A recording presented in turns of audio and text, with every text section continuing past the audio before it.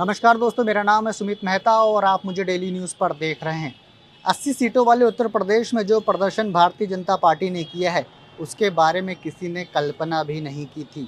इसके अलावा लोकसभा चुनाव में प्रदेश का सबसे बड़ा दल बनकर उभरा है समाजवादी पार्टी, और जिसके बाद पूरे भारत में ही सपा सुप्रीमो पूर्व मुख्यमंत्री उत्तर प्रदेश अखिलेश यादव की तारीफ हो रही है। 37 सीटें जीतकर समाजवादी पार्टी उत्तर प्रदेश का सबसे बड़ा राजनीतिक दल फिलहाल बन चुकी है।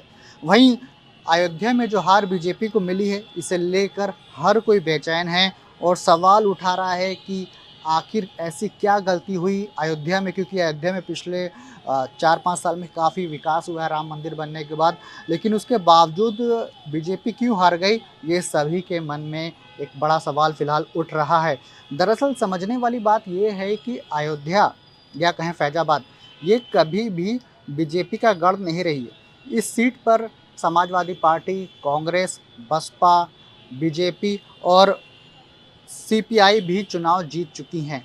2014 से ज़रूर लगातार 2 बार लल्लू सिंह यहाँ से चुनाव जीते थे, 2014 और 2019 में, लेकिन 2024 के चुनाव में वो कमाल नहीं कर पाए और करीब 55,000 वोटों से चुनाव हार गए। सपा उम्मीदवार अवधेश प्रसाद ने उन्हें 55,000 के करीब वोटों से हराया है।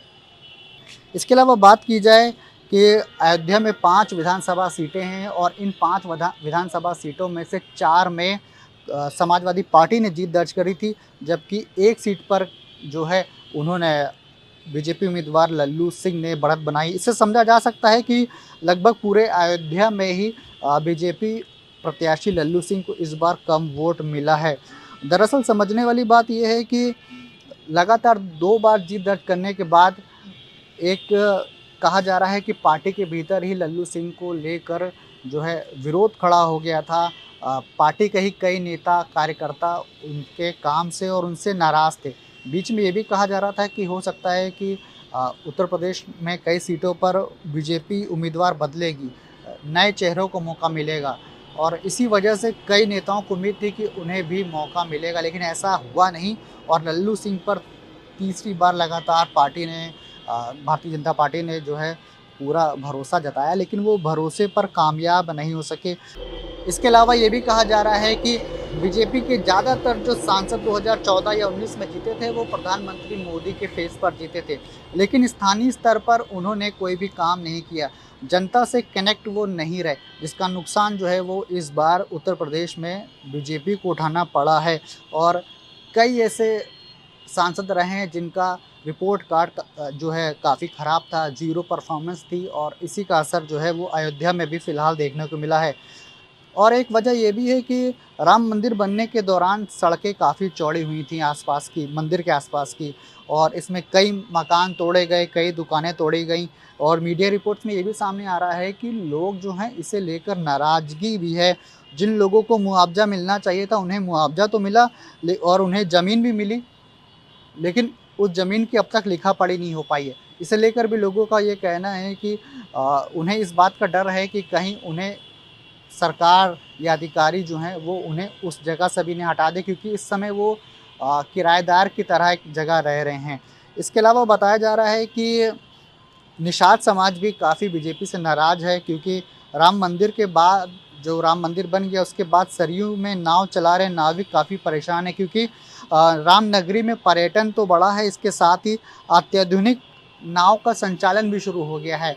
और ख़ास बात यह है कि इस संचालन होने के बाद जो है फ़िलहाल जो स्थानीय नाविक हैं वो परेशान हैं, क्योंकि उनका जो रोज़गार है उस पर असर पड़ा है, उनकी कमाई पर असर पड़ा है, और बाहरी लोगों ने यहाँ पर आके काम शुरू कर दिया है।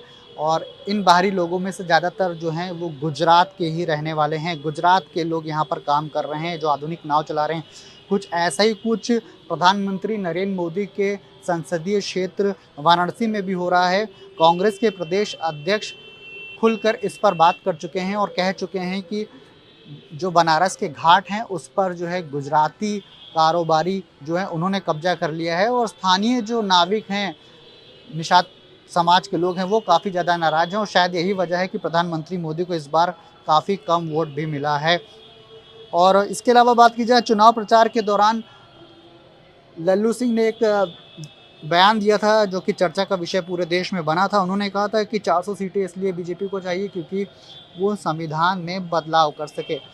लल्लू सिंह के इस बयान को लेकर विपक्ष ने काफ़ी काम किया और इसका प्रचार किया, लोगों तक बात पहुंचाई और कहा है कि दलित और समाज तक ये बात पहुंचाई, दलित पिछड़े समाज तक ये बात पहुंचाई कि अगर इस बार बीजेपी जीत जाती है, 400 सीटें ले आएगी, तो वो बाबा साहब अम्बेडकर का जो है संविधान बदल देगी, लोगों का वोट देने का जो अधिकार है उसे बदल दिया जाएगा, आरक्षण के साथ छेड़छाड़ की जाएगी, आरक्षण को ख़त्म कर दिया जाएगा। इसे लेकर बहुत ही ज़मीनी स्तर पर काम हुआ, लोगों को ये समझाया गया और विपक्ष इस बात को समझाने में कहीं न कहीं कामयाब हुआ। ज़मीन पर जिस तरीके से विपक्ष काम कर रहा था, बीजेपी के दिग्गज इसे समझ नहीं पाए। उन्होंने जमकर काम किया और लोगों को समझाया कि बीजेपी 400 सीटें लाकर क्या नुकसान पहुंचा सकती है, संविधान बदल सकती है, आरक्षण ख़त्म कर सकती है और वोट देने का अधिकार छीन सकती है। ये सब तरीके की बातें समझाई गई और जिसका ये नुकसान बीजेपी को चुनाव में उठाना पड़ा। और यही वजह है कि अयोध्या में भी ऐसे कई वजह रही हैं जो जिसकी वजह से बीजेपी को नुकसान हुआ, हार हुई लगातार तीसरी बार लल्लू सिंह चुनाव नहीं जीत पाए।